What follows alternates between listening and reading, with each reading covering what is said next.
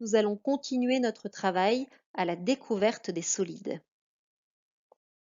On commence par un petit rappel de ce qu'on avait fait la dernière fois. Je te renomme les différents solides que l'on avait évoqués.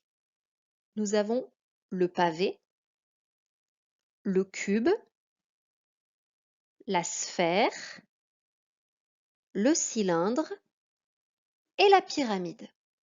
Ce sont les noms des 5 solides sur lesquels on va principalement travailler.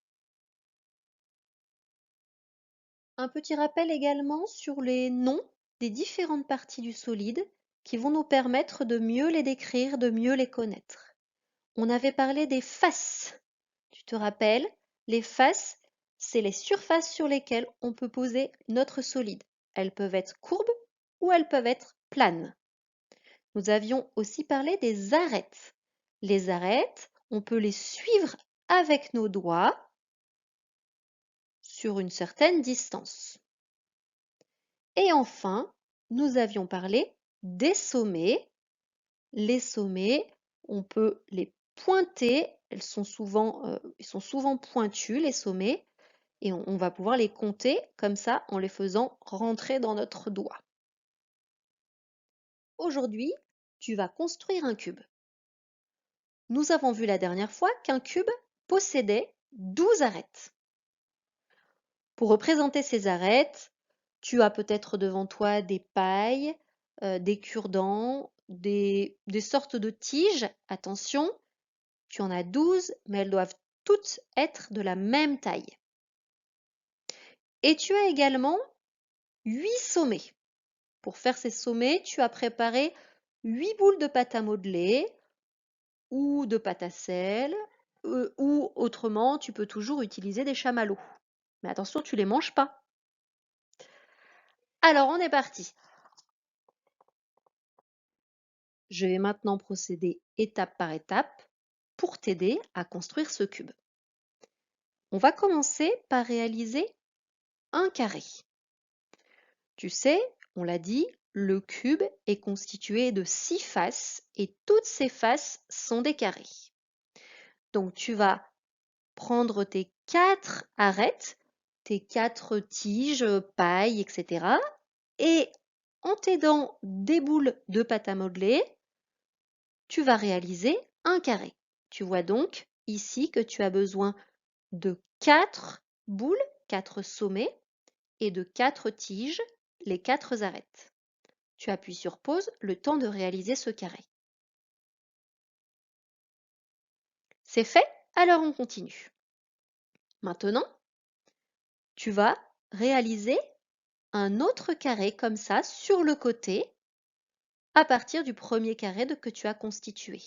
Donc tu as vu, tu dois encore prendre 2 sommets supplémentaires, 2 petites boules supplémentaires pour faire les sommets du fond. Et tu vas également prendre 3 tiges, 1, 2, 3, puisque celle-ci tu l'avais déjà, pour finir ton carré. N'hésite pas à mettre sur pause pour avoir le temps. On poursuit maintenant avec la partie du haut. Tu as besoin de un sommet, une petite boule de pâte à modeler et 2 tiges pour constituer le carré qui va être le haut de ton cube. Mets sur pause, prends ton temps. On continue. Il te reste un sommet à mettre ici et 3 arêtes, 3 tiges pour terminer ton cube. Tu peux m'envoyer une photo et me la montrer. Après avoir construit le cube, tu vas maintenant construire un pavé. Prépare donc ton matériel, je vais t'aider pour cette étape. Comme pour le cube, le pavé a 12 arêtes. Mais attention, il y a quand même une différence. Il y a 8 petites arêtes et 4 grandes arêtes. Donc il faut que tu prépares 8 petites tiges et 4 grandes tiges. Peu importe la taille, Par contre, il faut que tes 8 petites tiges soient de la même taille et que tes 4 grandes tiges soient de la même taille. Tu as, par contre, comme pour le cube, 8 sommets, 8 boules de pâte à modeler ou des chamallows si tu n'as pas. Je vais te laisser le temps que tu as besoin pour construire ce pavé. Tu essaies et quand tu as terminé, tu relances la vidéo. On va regarder ensemble comment on peut faire. À tout de suite! Alors, petit architecte, cette construction de pavé, comment ça s'est passé? On regarde ensemble? Pour faire le pavé, tu as pu commencer par faire le carré, comme pour le début du cube. Tu as donc disposé 4 tiges, toutes de la même longueur, des petites, et 4 sommets, 4 boules pour faire les sommets. Ensuite, on va s'attaquer à la face rectangulaire. On part donc de nos sommets et on met 2 grandes tiges et une petite tige pour le fermer. Ensuite, on peut faire la face rectangulaire du haut. On a encore besoin d'une grande tige et une petite tige et une boule pour faire le sommet.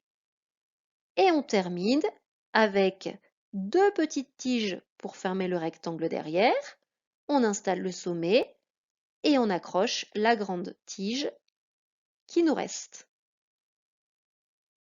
J'espère que tu as bien compris ce travail sur les solides. Tu peux t'amuser à construire d'autres solides comme la pyramide ou d'autres cubes, d'autres pavés de tailles différentes et tu pourras ainsi faire des constructions. À plus tard!